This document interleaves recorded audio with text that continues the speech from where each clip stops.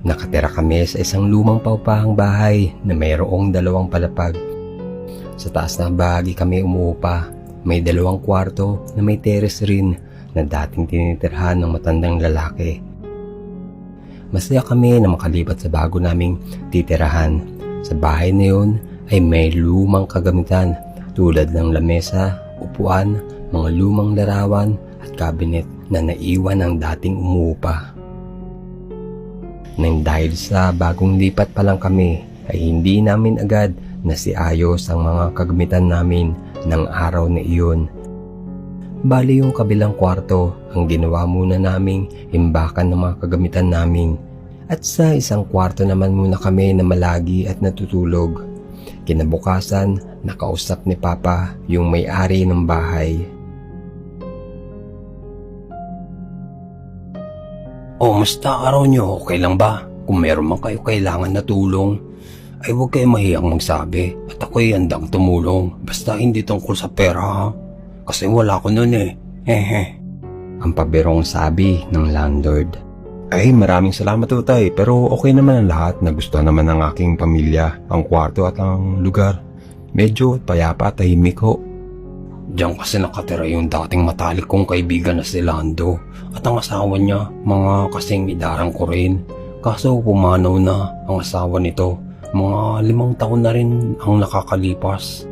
Simula noon ay siya na lang nakatira dyan at tanging ako lamang naging malapit na kaibigan nito. Pero itong mga nakalipas na buwan ay pumunta na siya sa abroad at doon na nanirahan kasama ang mga anak niya na asensado na sa buhay. Ay, ganun po ba? Mukhang swerte ang bahay na ito, Tay. Baka maka-abroad din kami. Hehe. Mukhang tatagal kami dito. Siya nga po pala, pabili ng 2 luncheon meat at 5 kilong bigas. Ang naging tugon ng aking ama. Nabukasan kaarawan ng aking ina at may darating na mga bisita. Kaya nag-ayos na kami ng mga kagamitan para magamit rin ang kabilang kwarto. Pinalak namin ng kapatid kong lalaki na dito matulog. Ang sabi niya, ang lamig naman dito, parang may aircon, ayos ah.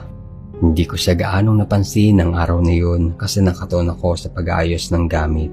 Nang pagsapit ng gabi at tapos na ang pagdiriwang ng kaarawan, ay napagpasya na namin ng kapatid kong lalaki na matulog na sa kabilang kwarto kasi wala namang mapagpwestuhan kung doon rin kami matulog kasama nila mama at papa.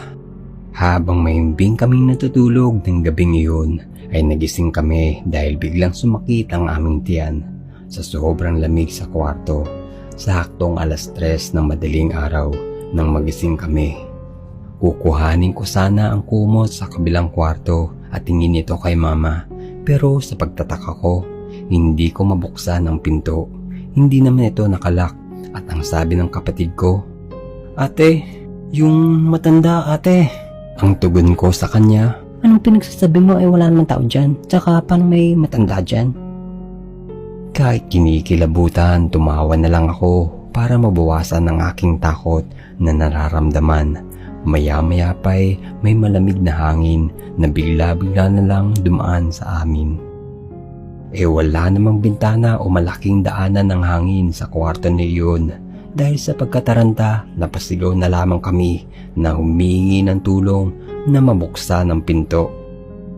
Mga ilang minuto pa ay narinig kami nila Papa at nabuksan ang pinto mula sa labas. Napaluhan na lang kami sa takot at sa sakit ng tiyan ng madaling araw na iyon. Sa upuan na lang kami natulog ng kapatid ko sa kabilang kwarto miski wala nang mapagpwestuhan para makatulog ng maayos. Kinabukasan napagkwentuhan nila Papa at ng landlord ang nangyari at ang nasabi nito, "Ay, yung mga gamit ba sa kabilang kwarto na tinutukoy mo ay pagmamayari ng yumaong asawa ng kaibigan ko at yung cabinet ay isa sa paborito raw ng asawa niya. Basta may igi pa na tumawag tayo ng paranormal researcher. May kilala ko eh. Mukhang di pa natatahimik ang asawa ng kaibigan ko." Kaya ng araw na yun ay sinagawa ang ritual ng isang kilalang paranormal researcher sa social media. Nagsindi rin kami ng kandila pagkatapos ng ritual.